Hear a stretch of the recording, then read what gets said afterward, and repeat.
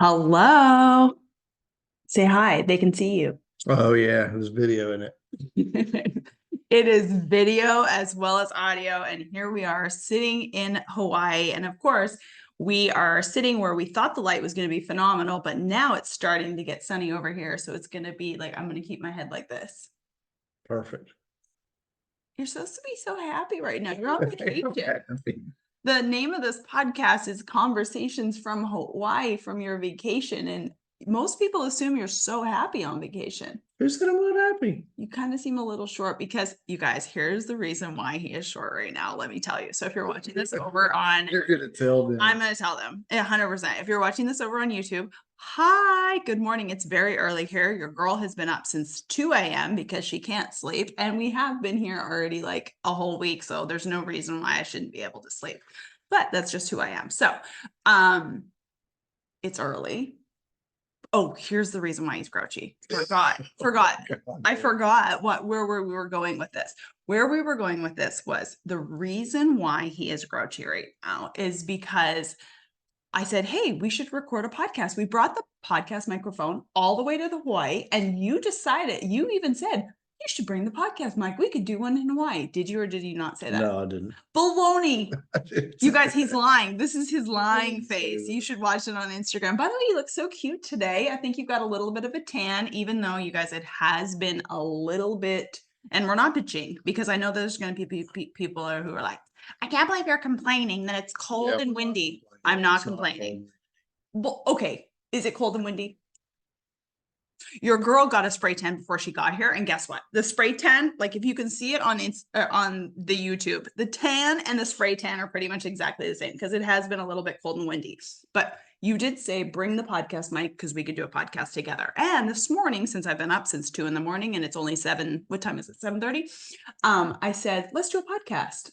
And you said, oh God, what are we going to do it on? And I said, Because you don't plan. I You said, we'll don't have just a wing it. message. You don't have an outline. You don't have questions. There's no preparation time. All the things that I don't like is what you like. Exactly. I was like, oh, we'll just wing it. We'll just talk about all the conversations we had in the last week here in Hawaii. And you're like, fuck that. No, I'm not doing that.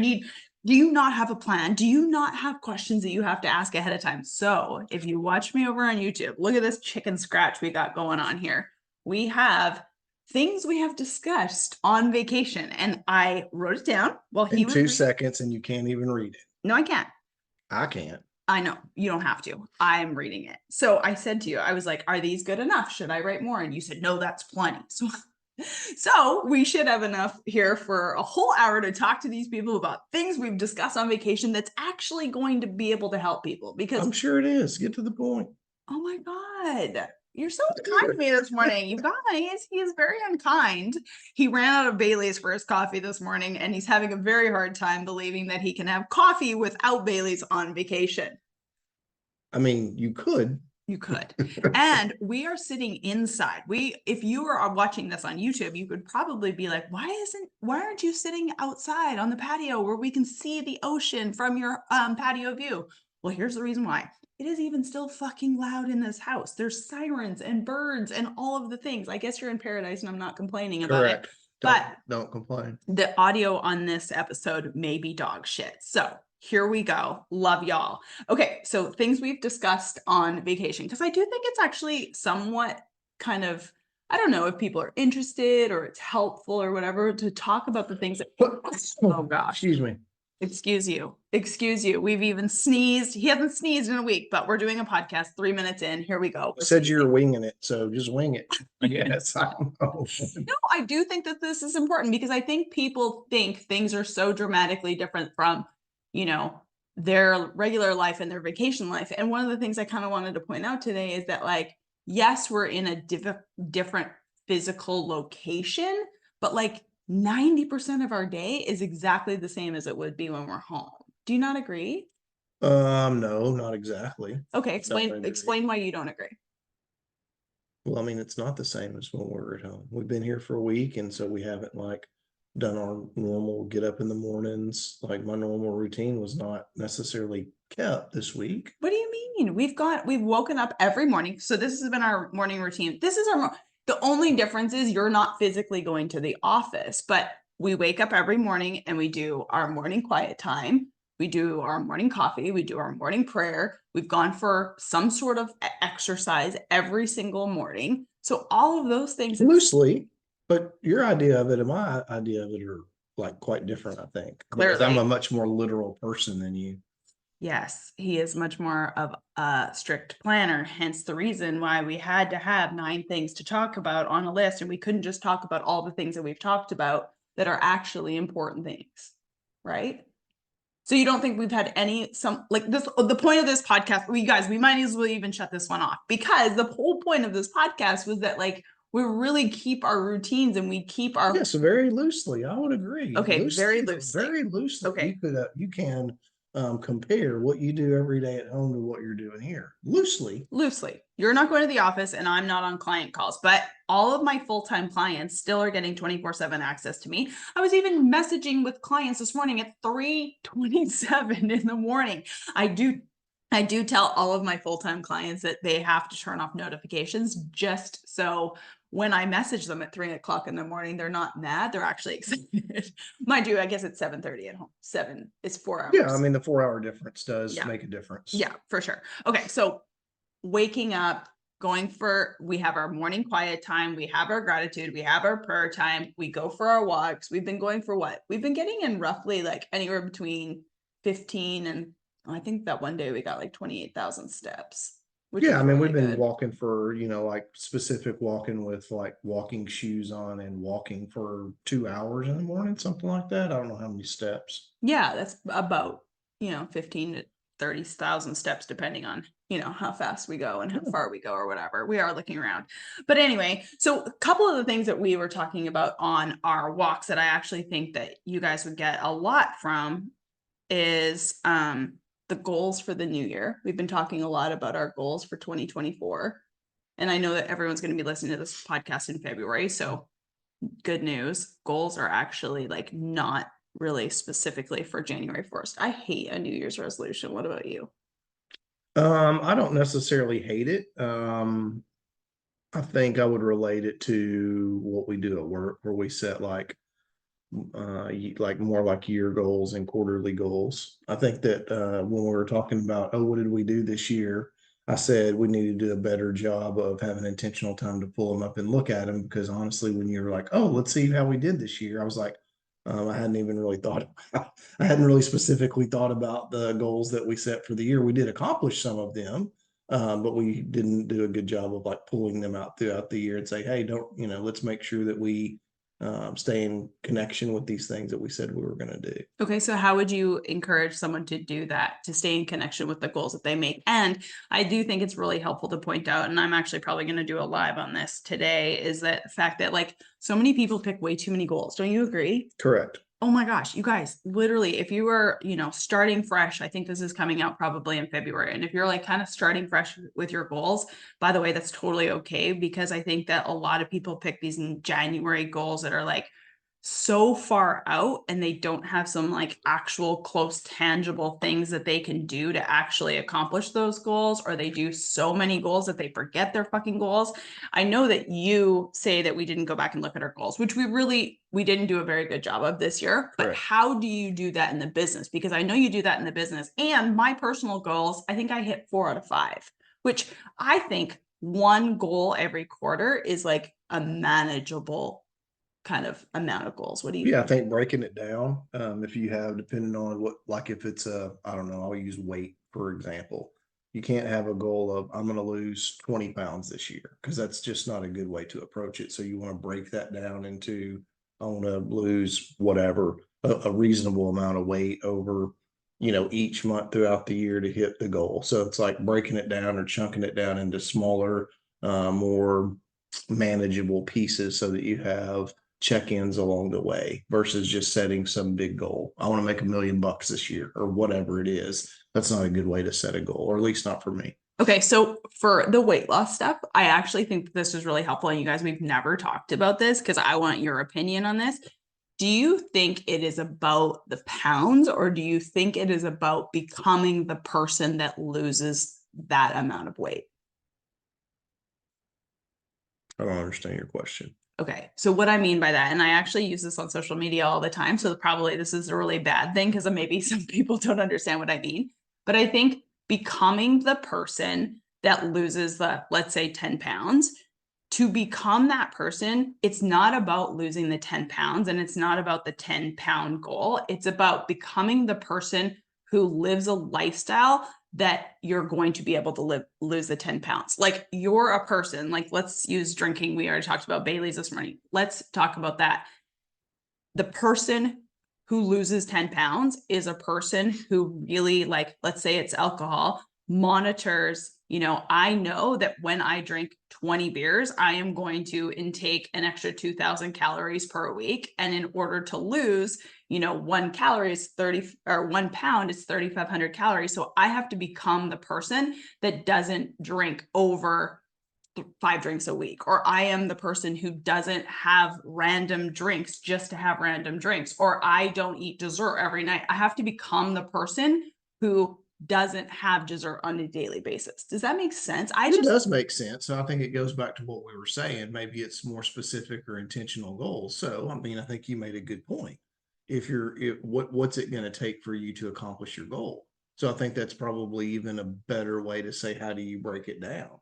So if your goal is to lose, say, 10 pounds, well, how do you do that? Maybe it's a goal that is deeper than just saying, well, I'm going to lose a pound a week or whatever that may be. It's more specific in the fact that, well, in order to do that, my goal is going to be this week, I'm going to have 1 drink instead of 5 or something along those lines. So I think, yes, what you're saying makes sense from the way you're presenting it as becoming this person. I get that. But I think you can also use that same approach in saying, how can I have more specific and more intentional goals that are smaller bite-sized pieces, that are more intentional, that are more attainable, that are, they're easier to have accountability in, maybe. So like we all need to have accountability. So yeah, I think you can hold yourself more accountable with more intentional goals along the way to help you, say, reach your larger goal. So I think, yes, quote, becoming this person. But again, I'm a much more literal person. So in my mind, I would take what you're saying and saying, hey, that's a great idea. What do I need to do along the way to reach my goal? And let's have smaller, more specific, more intentional goals within those goals so that they're easier to have accountability for, they're easier to track, they're all Do you those think things. that people need to have accountability in those things too? Because obviously, as a coach, you guys know that this is something that, like, I preach, I live, I die by.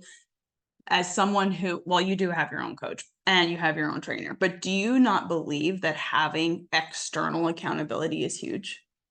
Absolutely. Yeah, you guys, it is so important. I know that, like, I say this as a person who gets paid to help people, but at the same time too, like, I pay for so many external, what I call, like, stop losses. I literally live and breathe by having people hold me accountable to doing certain things so I can achieve the goals. Like, I think we have this big, like, belief in our heads that we're supposed to be able to do everything by ourselves and we're supposed to live on willpower. Fuck willpower. Willpower does not work. I know that. There is licorice in this fridge today, and I know my ass will eat it if I don't have some sort of stop loss or some sort of accountability not to do so, if that's what I'm choosing to do. Do you agree? Yeah, I agree. I totally agree. So, I mean, there's just a lot of different ways to create accountability too. totally, you can do it with friends. You don't have to have coaches. I just believe in the power of that. But also, too, you, like, a simple way to not eat licorice, if this is what we're talking about. I think I've talked about this on another podcast. Oh my God, I'm using licorice far too much. Clearly, I'm eating. And Yeah, I know what that is. he doesn't even eat licorice. It's gross. He thinks it's gross. I fucking love it. Anyway, we'll talk about your, like, Bailey's with your coffee then. But all of that to be said is, like, don't have the licorice in the house. Like, that's a total easy way not to do it. If you don't want to drink the extra amount of calories and you want to lose that weight, you just won't have the Bailey's in the house to put it in your coffee to add an extra however many calories to your coffee. Yeah, I mean, we know at home, if we don't have things, then you don't have things, right? If they're not there and they're not in front of you and you can't access them, then you don't eat them or drink them or whatever, I know it sounds so like, oh, duh, but I think that that's really helpful for people to realize. Like, if you really want to achieve something, you have to have accountability and you have to have stop losses and you have to take intentional action in order to achieve those things. It's just not going to fucking happen unless you intentionally set out to do something different. Correct. You got to change to get change, folks. You have to change to have to change. Okay, something else that we've talked about on our walks, and this is a totally different subject, but I actually think it's really good, is the economy and investments. So one thing that we have noticed here in Hawaii, which is insane. So Nathan's in the real estate construction world or whatever. So we like realtor.com is like one of our absolute favorite apps. And we have noticed here in Hawaii, we're on the island of Maui right now. We're staying in a really nice area. It's called Wailua. Y'all, I am telling you, there is like, there's a lot of houses for sale, but like how many houses have we seen that have been on the market more than 10 days that are not pending or sold or contingent or whatever? Not just the ones whose price is, 20% more or something than the rest of them. Yeah, it is crazy town. So everything is selling. Point of this is every single thing is selling. There is so much money in the world. And I know that so many people, especially in the online space that you're watching, are saying like the economy is so bad and everyone's in trouble and don't spend money and, interest rates and inflation and all of the things. That may be true for some. But guess what? That is not true for everyone. And I want that to be just like so reiterated, so big that there's so much money in this world and people are still fucking spending money. And there is so much wealth out there. And I want you guys to realize that because, people are spending money. It is crazy. I think the most expensive house on this island is 39 million and it's pending. But everything else, even this condo that we're sitting in right now, this is like a nice condo. It's next door to the Andes because we like to have our own space.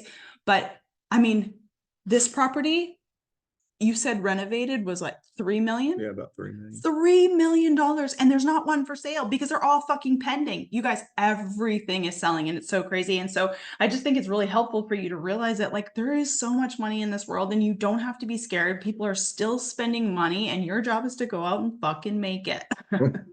What is your thoughts on that? Because I feel like the online space that I exist in, everyone's scared. No one's spending money. That's not fucking true. And I want that to be told. There is money. People are spending money. People are spending fuck tons of money. Like this is just a tiny little island. And it's such proof that people are spending money. What's your thought? Yeah, I mean, it goes back to the who said it? Warren Buffett. Warren Buffett. Yeah, when people are scared, be greedy. When people are greedy, be scared. So I think that people that are smart and people that have money and people that aren't scared are going to take advantage of, whatever these next couple of years, whatever opportunities there are. Right? You can look at it as let's be scared and interest rates are high and there's all these things that we can't do. So let's just not do anything. Versus those people who are going to really look for the opportunities to really continue to grow their wealth and to make some good decisions and to continue to invest even when other people aren't, which is typically the best time. If you look back over history, the people that have made the most money have been the ones who've been active even when no one else is. So I mean, I think I talked about that on the last little podcast that we did. I mean, we may not be doing as large of projects as we've done over the last few years, but we're going to continue to build and invest and grow and in all of our businesses. I'm going to find the opportunities that there are out there and keep going. Absolutely. I'm just like a huge proponent too of like being around, and this kind of goes to one of the things that we were talking about. One of the coolest things that happened to us here on vacation, which Nathan has been a huge part in this for me, to be honest with you. So I've never really, there's certain things that I like to spend money on and I'm tight as shit on other things. But one thing that he has helped me see over the last few years, and definitely being in this self-development space, motivational space. I mean, Jesse Itzler, he's a huge proponent of it. I'm sure Ed Milet and all the big guys are huge proponents of this, but like staying where people you want to be like are staying. And so even though we're not staying right next door at the Four Seasons or the Ritz-Carlton, where condos like this are about $5,000 a night, we're not paying $5,000 a night, but we are staying next door to those properties. So we are staying in a very nice condo complex, beautiful views, great location, really well maintained, a little bit older, as you can tell from the shutters behind us. It's a little bit older, but the location is absolutely phenomenal. But one thing that we've been doing is and the reason for this is, and I want you to hear this not as like I'm being snotty or anything like that. I really want you to hear that it's the people in which you're surrounding yourself with. We went to other areas of the island and some of them are just not as nice. And again, don't take this wrong, but the quality of people that you want to associate with are just different. And if you want to put yourself around people who are thinking differently, people who are showing up differently, people who are spending money differently, you are going to have to put yourself in those locations. So even though we've cooked in a few nights, we haven't always gone out. We have gone to happy hour at, the Four Seasons, the Fairmont, the Andaz, like the really nice places where you're going to spend, where our ticket was $80 for 3 drinks. Now you might be thinking to yourself, well, you can go next door to like, Good Time Fred's and get a $5 Mai Tai versus a $22 Mai Tai at the Four Seasons. But the crazy part is we sat down and I told this story on my Instagram. If you didn't catch it, it was really cool. But we sat down to go watch a football game and have a happy hour Mai Tai, which by the way, Mai Tais are the absolute shit here in Maui. One of my great clients, good friends, Brittany, gave me a gift certificate to the Monkey Pod, which if you are coming to Hawaii, that is the absolute best Mai Tai you'll have.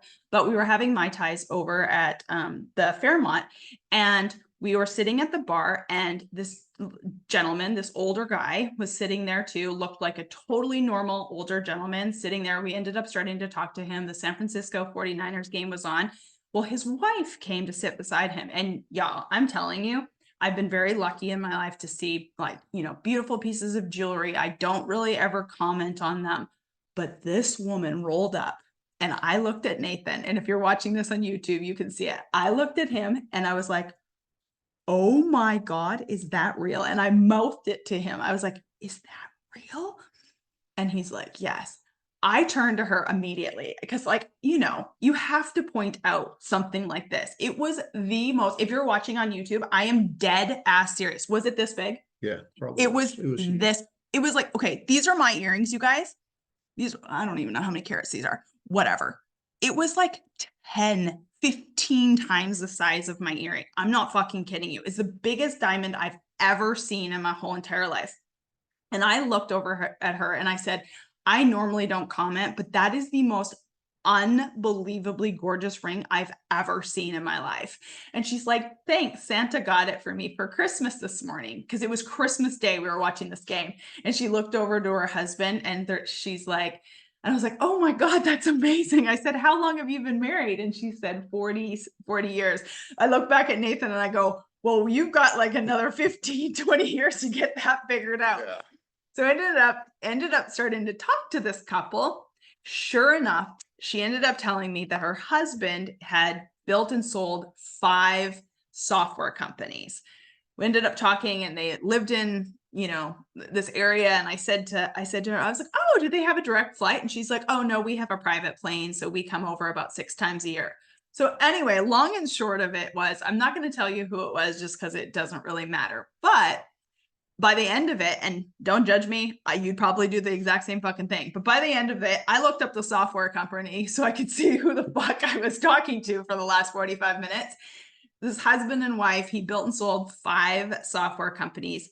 His net worth, not 15 million, 15 billion with the B. So it ended up that we had $80 cocktails at the Fairmont talking to people, this 80-year-old couple, he was 83, 80 something years old, that are worth $15 billion. That was probably, I used to do work for a billionaire when I was in the golf world. And I don't know if, I think his net worth was less than that, but still at the end of the day, a billion is a billion, multiple billions of dollars. And the reason why that happened is we put ourselves in a location in which those people are going to be around. And again, you have the option right now to take this as a positive or a motivational thing, or you can look at it as snotty. I'm choosing to look at this as we are always constantly trying to put ourselves in proximity of people who are having the life that you want, that are doing the things that you want to do in life and in business. Now, I don't know them as human beings. They might be shitty people. They seemed really lovely. Nice, They normal people. seemed really lovely, nice, normal people.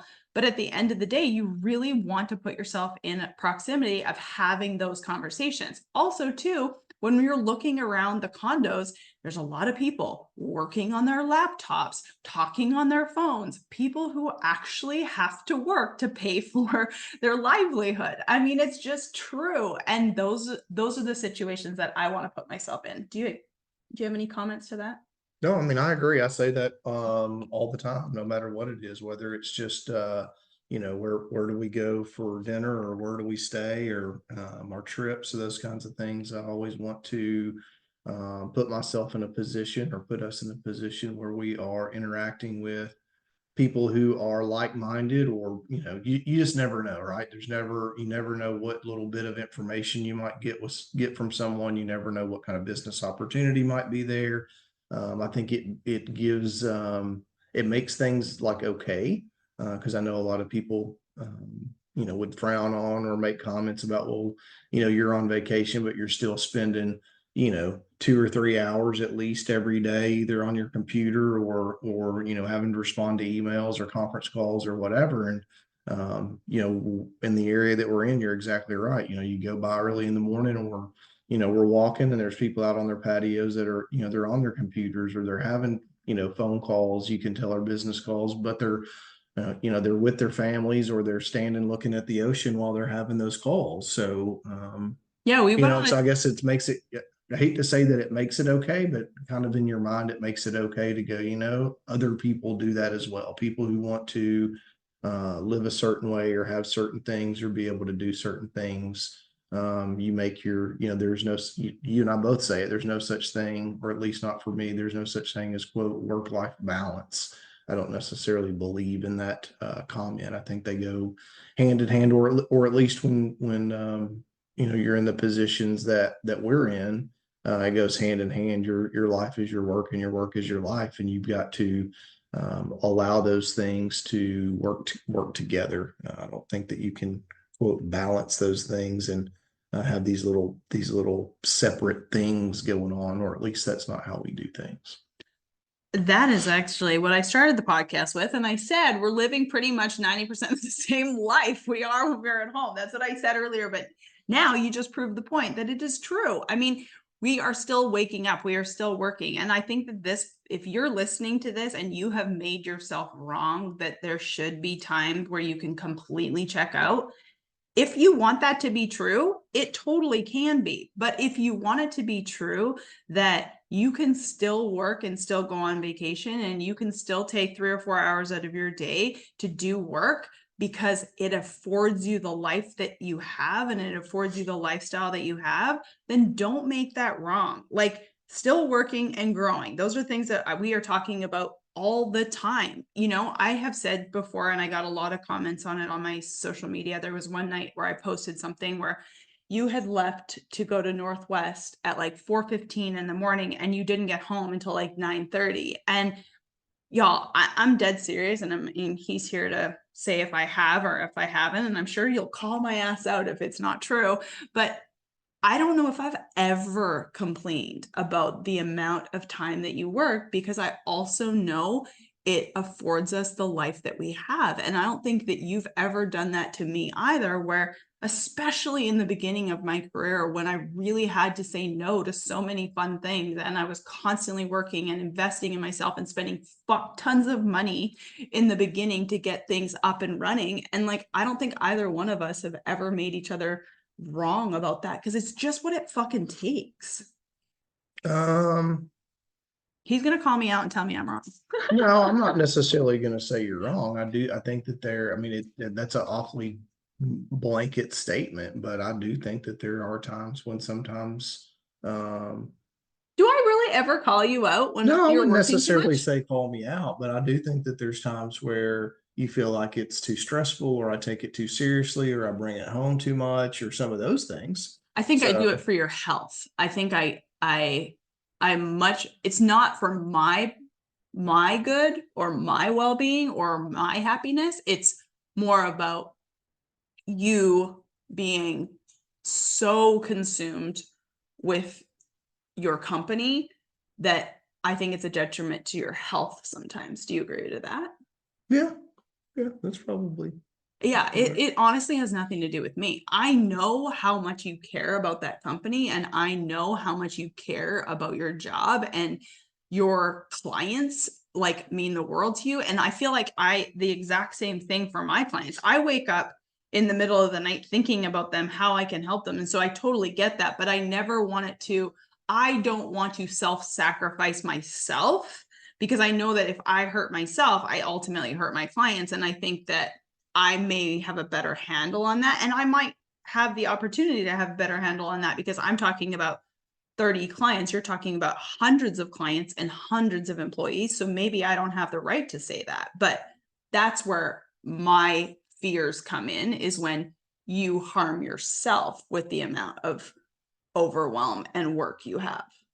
Yeah, that's probably true. So anyway, we are not perfect, folks. You know, one thing that I did write down here that we've talked about and that we've always had a hard time is we have a hard time relaxing. Yeah, I would agree. I mean, It it takes usually us takes a me, few days. it usually takes me probably 3, maybe 4 days to, like, I don't know, calm down, wind down a little bit. Whenever when we're gone, or able to be gone for more than a couple of days at a time. Yes, I'm plugging this computer in before we die. You guys, this is a Go Rodeo here today, but his charger and my charger are different. So there we go. Hopefully that works so the computer doesn't turn off on us. But maybe it will. So if we get cut off, we get cut off. Oh my God. Why doesn't that work? Oh my gosh, so annoying. And don't worry, we're not going to edit this out because it's just on video and it's all the things. So if we get cut off, that is the end of the podcast. What else were we talking about?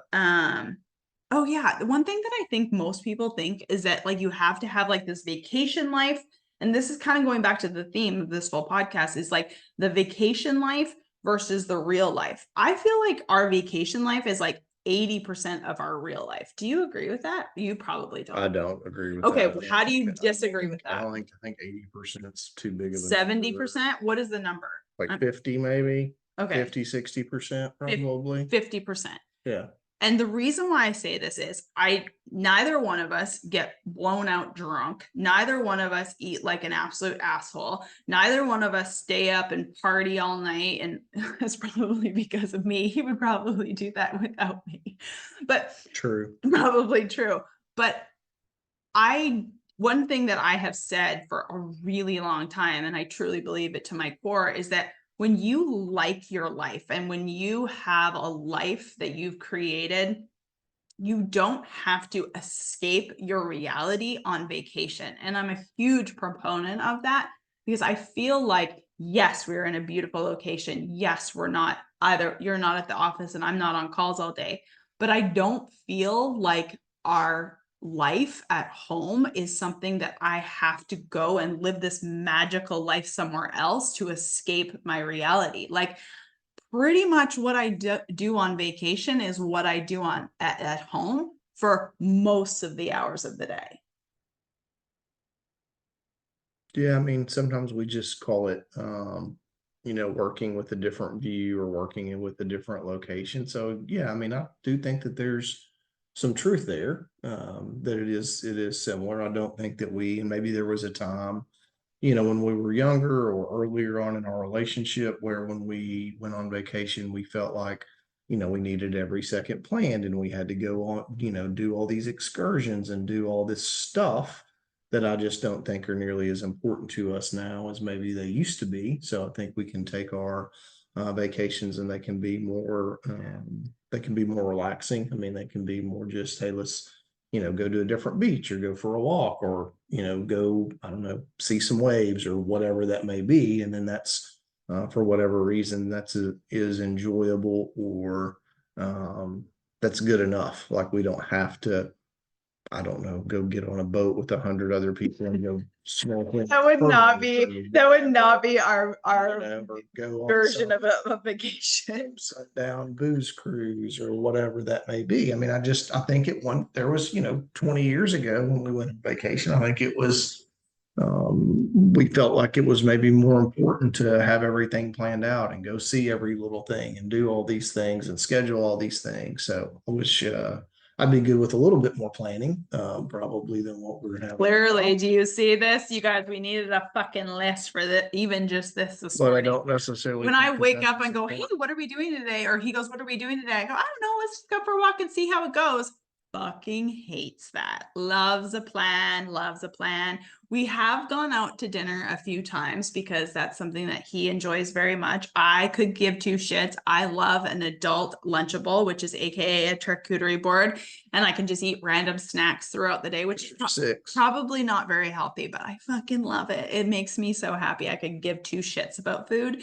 But I will say I do enjoy going for a happy hour because I do enjoy socializing with people. So I like getting to see people. I will say that the reason we're actually in Hawaii is because we leave tomorrow. We're going to meet my family for a few days. We normally do like an all-inclusive, or we go to a whole nother part of the world. But the reason why I do love a good all-inclusive and an adult all-inclusive is because there's a lot of children in these complexes over Christmas. A lot of kids. Who would have thought? People are here with their families. This is so funny. And I'm just going to say it. You tell them what the guy at the airport said when we were checking our bags. It was so funny. Tell them. No, he just said, wait a second. No kids? No, we don't have kids. No family? On Christmas? And then he's like, high five. And I was like, yes, sir. Best life ever. No, we're just kidding. Well, kind of, not really. I'm actually very, very, very thankful that like we have our alone time. We have our own place. We can watch other people's children, but we also get a lot of quiet time to ourselves. But I do like going for a good cocktail, going for a good happy hour and socializing with people and getting to talk to billionaires at the beach. That is really fun to me, for sure. But one last thing that I wanted to talk about that we've talked about is planning out what our next 10, 20, 30 years look like. So something that I have shared with clients that you've shared with me is what your coach, John, has really helped you with is planning out what you want the next like 10, 20, and 30 years to look like. Because what was that thing that he told you about like your life is in 4 quarters, which I actually thought was phenomenal. Yeah, there's a couple of different things, and I haven't really started on it yet. I said that I was going to start this next year to do a better job with long-term planning. I'll be 50 this year, and it kind of gives you a different perspective. So the way we're looking at it, there's 2 different approaches. One is your life is 4 quarters, and that's saying, you're 25, first 25 years, second 25, third 25, and your last 25, making it, let's say these days you can live to be 100. That's crazy. I don't know if only way I want to live to 100 is if I'm rocking it like my neighbor Joyce, who's like 86. I feel like that like 85 to 90 is a killer range as long as I can be mobile. A lot of people think I used to work out to just try to be skinny. Now I just try to work out to be as mobile as Joyce at 90 years old. Perfect. I cut you off. This was not on the schedule, you guys. This was not on the plan. I'm not allowed to wing it at all. Go ahead. That's all you do is wing it. No, I don't. I have a lot of things planned in my life. Trust me, I am one of the most organized people that you'll ever meet. It is organized chaos, but how often do I look at your planner? I understand. Organization. I have a question for you. Have I ever, and people, yes, there's even my mastermind partners were literally jaw hit the floor when they realized I still use a paper planner. Funny stat, and he's seen it, so it is proof. True. I've used the exact same planner since 2020. So that's coming up 24 years. And I have them all still, which is wonderful because you can go back and see all the things that you did for the last 20 something years. And I have, knock on wood, never missed an appointment once in my whole entire life. I've never forgotten anything. And I am one of the most organized son of a bitches that you'll ever meet. Is that or is that not true? And I do it all with a fucking paper planner. No comment. Bullshit. You have to comment because What I've is there never to missed comment anything. on? Have I ever I missed have no anything? idea. I don't know if you missed anything or not. I don't see how. If you look at that planner, you write sideways and backwards in that sucker. They're not even written on the line. Nope. You don't even know what day it's supposed to be on. Yes, I do. I've never missed it. Have Okay. I? I mean, I Okay. just have to take your word for it. I don't see how. My clients I know fucking if know. I opened it up and tried to figure out what you had going on that day, I would have no clue. Yeah, well, guess what? I am a fucking 100%. I know everything about everything. Have I ever missed any one of our personal things ever? No. Never. I've never been late. I'm on time. I've never missed anything. I have not dropped the ball. And now in fucking 2024, now that I've said it, I'm like a sports commentator. I'm probably going to fucking forget something and it's going to be your fault. But for the last 23 years, I have never forgot anything. Okay. I'm very organized, very fucking organized. Hey, and if you don't think so, just ask her because she can take 7 minutes and tell you if you'd like to know. Oh, sorry, this is not on our schedule. How would you like to plan out your next 20, 10, 20, and 30 years? I don't know. I lost my train of thought now because you got on this whole kick of It's the whole thing how about organized quarters in your life. So right now, Yeah, there's two different things. okay. Go. I won't I've say not anything. decided which path that I'm going down, but that is one of my goals. If it was for in my this planner, year. we'd know. If it was in my planner, I'd know exactly. what Probably path. since I'm already 50, I don't necessarily know. But I just want to. Yeah, you're 49. Don't That's what I age said. yourself. You guys, should I trade him? He always told me that he was going to trade me in at 40 to get No, a better. 30. Oh, well, you told me at 30. You missed that boat by a ton. Now I'm almost, well, I'll be 42 next year. You've missed that boat to trade me in at 40. Oh, there's still time. No, my retail value has dropped that's okay. tremendously. That's all right. Mind you, we've got a lot of upgrades in the system right now. I need to get a few more. But I really don't like, I mean, your retail value has gone down dramatically, but keep explaining to everyone now I that you're can't 50. because you keep interrupting No, me. go I ahead. can't explain. Go ahead. I don't even know what I was saying. You were talking about, this is very actually important. We're going to end on this because it is actually very important. But how are you planning what you want the next basically half? If you're lucky, you'll get another half. Hopefully you do. Hopefully you get at least another, what, 40 years? 30, Yeah, 35, 40 years? I'm planning this as half. He's a planner. So I'm planning next year when I turn 50, here in a few months, that I'm halfway there. So I'm going to plan the rest of my life for another 50 years. So there's two different things. And how are you planning the next 10 years? Because I think that that's important. I don't know yet. I'm just trying to get started on this getting my head around this new thing, this new idea of what are my, how do I want my life? What do I want my life to look like in the next 10, 20, 30, 40, and 50 years? So that's, I think, how I will lay it out and how I will start planning and start working on it in the new year, but I do not have a plan yet. Well, I actually think that that's really helpful because I don't think most people look at their lives like that. I actually think it's really helpful. I looked at it. I was telling a client, I was looking at it as from like, from you're born till you're 20, that's one section of your life you're really not in control of that. But from 20 to 30, I feel like 20 to 30, if I could go back and talk to every 20-year-old, and I do have a couple 20-year-old clients or 20-ish age clients, try all the things, do all the things, quit everything and start from fresh. Decide what you like, travel the world. Do not settle down. Don't have kids. Don't get married. Go do shit and figure out your life. Because I feel like your 20s, you have such ability to just fucking do whatever you want to do. Work on yourself. If I could tell anyone to spend money on themselves between that 20 and 30, I would fucking do all of the therapy, all of the coaching, all of the mentorship. I would travel the world. I would do everything humanly possible to become the best version of myself between 20 and 30. Because once you turn 30, do you not agree? Like once you turn 30, that's when you're kind of like starting to like stabilize yourself and have kids and like pass on your fucking trauma to your children and like get married and have a mortgage and buy shit. And you're a lot less mobile.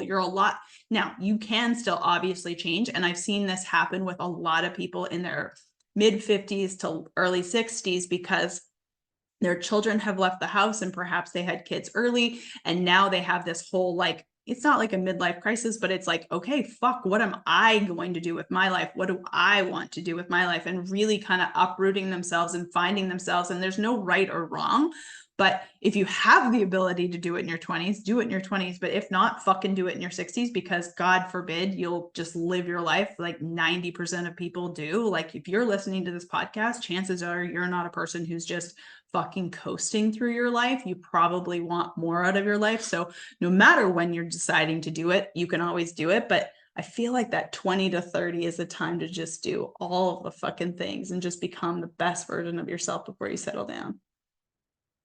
What do you think? About Oh my God. You guys, he's the worst podcaster ever. If it's not on a fucking list, he doesn't even want to talk what do about I it. think about between your 20s and 30s? Yeah, what would you say? Okay, what would you say to like a 30-year-old, a 40-year-old, a 50-year-old? About what specifically? About life, about like what they're deciding. I don't know. The whole premise of this podcast is to help people decide it's their turn, to help people realize that they have the power to change their lives. They have the power to decide anything they want. They have the power to decide whether they travel the world or whether they settle down or whether they start businesses or whether they have kids or like it's Yeah, just I think it just depends on where you are in your life. I think there's a lot of people out there now, especially with, technology and all the things that are going on in the world. There's a lot of people out there that are in their 20s and they are focused on their business and they're doing those things. So I think it's a lot. I think there's different opportunities. I think you see people, I went to college. I was the first person in my family to go to college. So, that was my late teens and early 20s, and then I went directly into work because I thought that's what you needed to do. So like if I look back personally, in one hand I would like to think, well, man, I should have spent more time doing what you're saying is maybe I should have fucked off more, maybe I should have traveled more, maybe I should have had quote more experiences in my 20s. Now if I would have done that, could I have had those same experiences that I'm having or have had with you over the last 10 years if I wouldn't have started then? I'm not really sure. So I started early. I started focusing on my career and really got into the workforce and started grinding and doing all the things that I've done for 25 plus years now. If I would have done that differently, would I be in a better spot now, a worse spot now? I'm not really sure. I think it depends on the individual and where they are and what opportunities they have and all that. I think, yeah, you've got to figure it out, like figure out yourself and all those things. And I think if you are in a position to do that earlier in life, yeah. But does that also prolong? Are you going to be in a different spot if you spend 10 years figuring it out? Is that going to make it different? Would I be about to be 60 and being in the seat I'm in because I didn't really join the workforce in my 20s because I see, did that? So I mean, I think that I disagree with I that. think there's different ways to look at it. Yeah, I mean, I understand that point of view, but I also disagree with the fact that like I actually think had I done the work on myself that I did on myself in the 30s, if I would have done that in the 20s, I think I'd have been much further along. Correct. I don't disagree with that part of it. Um, again, I'm a much more literal person, so I was taking what you're saying in a literal sense of, The if actual work. the actual work, like work. You talk about working on yourself. Absolutely. I think the sooner in life you can understand that you have to work on yourself, whether that's mentally, physically, emotionally.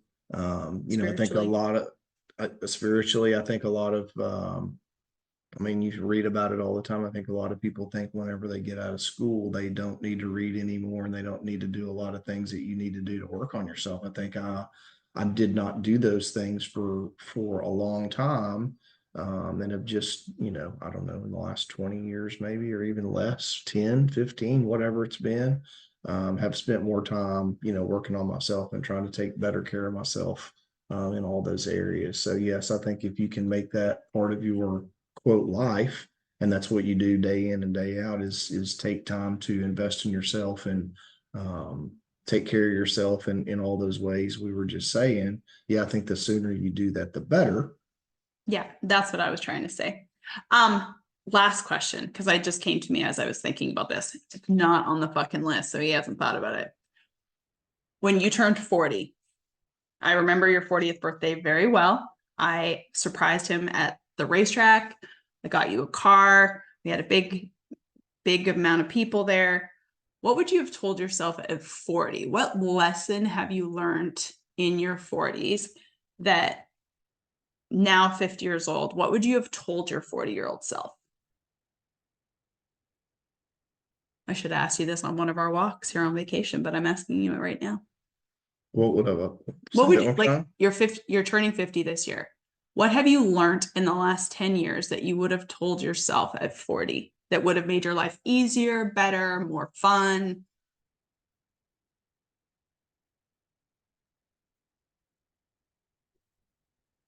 Gosh, I can't. Yeah, I don't know. I I don't can't know. spring these Yeah, things you on you. can't. I need time to think and take notes and stuff. It really does. I'm glad you think it's funny. I do think it's so funny because we're so different, but that's okay. It's what makes us us. Is there one little nugget that you wish you would have known at 40 years old? Maybe it's not something serious. Maybe it's not something work-wise. Is there just something at you wish at 40 someone would have been able to like and grind into your head?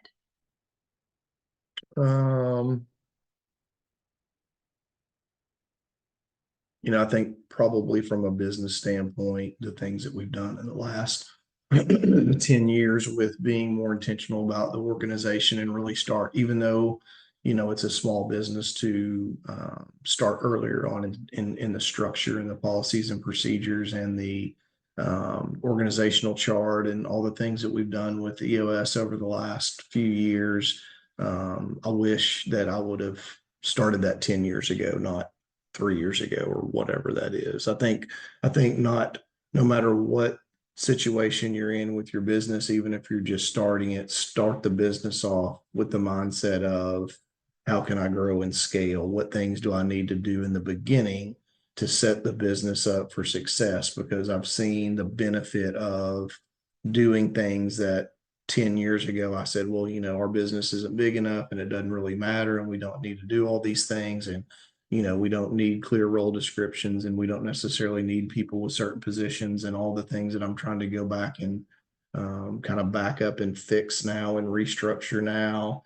I think 10 years ago it would have been easier. So that would be a recommendation. That is so good because a lot of my clients, who I hope a few of you are listening right now, we work on this with my clients already. Even if you're only bringing in a couple $100,000. I mean, even my business, I have SOPs in the business. We have, what our core values are. We know role descriptions. We do all of these things because it just helps you so much. And I think that if you're listening to this and you don't know what that is, you can definitely reach out, or I mean, I can pass you tons of resources. But if you are a smaller business and you're thinking that that's not important for you at this time, just realize his company was doing what, 30 million, 40 million before you guys started putting those procedures, processes in place, working the EOS system. So it doesn't matter what size of business you're in. I have a client, single person entrepreneur, that has created those things for his business to grow and scale with. I have a ton of clients who are putting those things into place for their employees because they're growing, and I think it's really, really important. So that's a good one for sure. Gives you more of a clear path so that you lay it out. It's not just consistently kind of shooting from the hip. It gives you some goals and some direction, and you create, even if you are one person, create an organizational chart so that you have in your head, hey, these are all the roles that I'm going to need in order to continue to grow and scale my business. And even if you don't want to necessarily, grow it or grow it and make it bigger, maybe you're good with where it is. It's created a lot better communication and a lot better understanding for our employees. We still have a long way to go. Don't get me wrong. We have a long way to go still, but we've at least got, some good groundwork started. Anyway, if I could go back 10 years. Is there anything personally? Is there anything that you needed to know? 40-year-old Nathan needed to know how fucking great his wife was, how much fun he'd have, how annoying she'd be. You know what? I've tried to look at things on a personal level a little bit differently with goals. I think a lot of times we set these goals and it's like, when I do this, I'll be happier. When I get here, I'll be happy. Or, if this will just happen, or if I can just get this done, or, if I can just get this, in my business, in my industry, I feel like we're consistently have some type of legal issue. And it's like, I used to think, hey, once I can get this by, I'd get just so stressed out and so upset about it and how it wasn't fair and all that crap.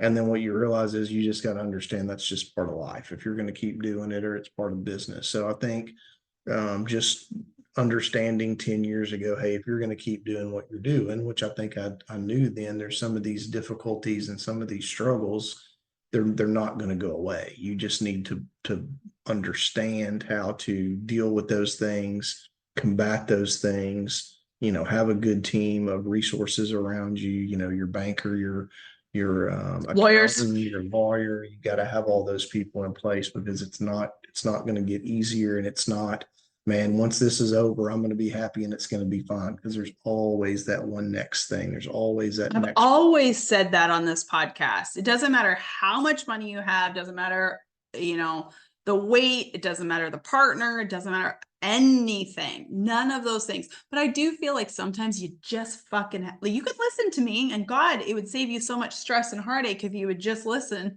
That I promise you, there's not one thing. There's not one thing, no matter if it's money, weight, partner, family, whatever the fuck. There is not one thing that you will get to, this level of life that you will get to, that it's not really, it's your own personal responsibility for your happiness.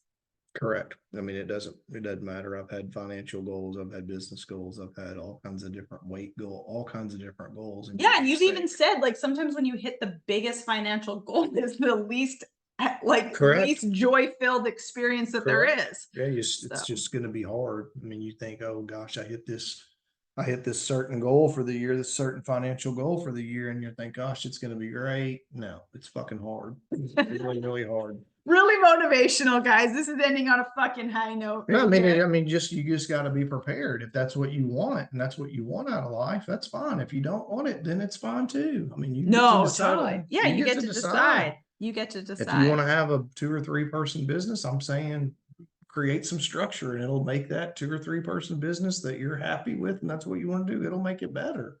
If you want to grow it and scale it, it'll make it better. One thing, the last thing, I promise, last thing of this podcast. This will be after, obviously, word of the year will come out, but my word of the year this year, thanks to this guy, couldn't think of it. Normally I am like on top of my word of the years. Couldn't think of it. He said it. He's like, I think it should be breathe, because I have such a hard time breathing. And every time I take a deep breath and every time I pause, because last year my word of the year was calm, and that was really good. Stillness, I was thinking about using that one, but breathe is really good for me. So I use my word of the year to like literally guide the year, guide the day. When I'm overwhelmed, I go to my word. When I'm happy, I go to my word. And I'm really good about using my word, aren't I? I mean, it is in my phone. It is on. You may not be able to find it or read it, but it's written down somewhere. It's in my bedroom. You know exactly where it is, because you come into my closet every morning to use my bougie lotion. Anyway, whatever. It's written there, and that's how I use it. But do you want to tell everyone what your word is and why you're doing it? You know what it is. You're doing it again. Because I didn't know that we had decided that. I thought you had decided that you were going to do it. I think I may have to just do a rerun. He's doing a rerun because he did not fucked it right up in 2022. See, you're my perfect person. You need to tell your coach. Hey, hold me accountable to my word of the year. Yeah, it's really difficult to say I'm going to hold someone accountable to enjoy. You guys, you get to hold someone accountable to that. That is his word. I try to hold him accountable to his word. It's not good. Do not hire your wife as your coach. This is the reason why we need a completely separate human to monitor him. I might get on a call with his coach. I'm gonna have to pay him like, $500. Hey, I need a call with you just to make sure that you know my husband's word of the year and really hold him accountable to that word of the year. Because he's turning 50 and he needs to enjoy it. So a 2-year enjoy. Last year was a complete and utter failure. We're doing a rerun on the enjoy, you guys, because he may have hit his most money ever in his revenue goal, but it wasn't It was enjoyable. not enjoyable. It was not enjoyable. So guess what? In 2023, you might make less money, but you're going to enjoy the son of a bitch. God willing, 2024, God willing. But anyway, I hope you guys have enjoyed this podcast. Share it with a friend if you think that it's helpful. Let us know if you've enjoyed the YouTube version of me with my hair and watch, just all the chaos that's over here.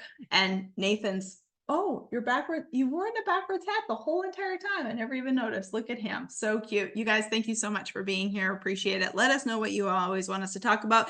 And never forget, you two have the power to decide. It is your turn. Do you want to say bye? Bye.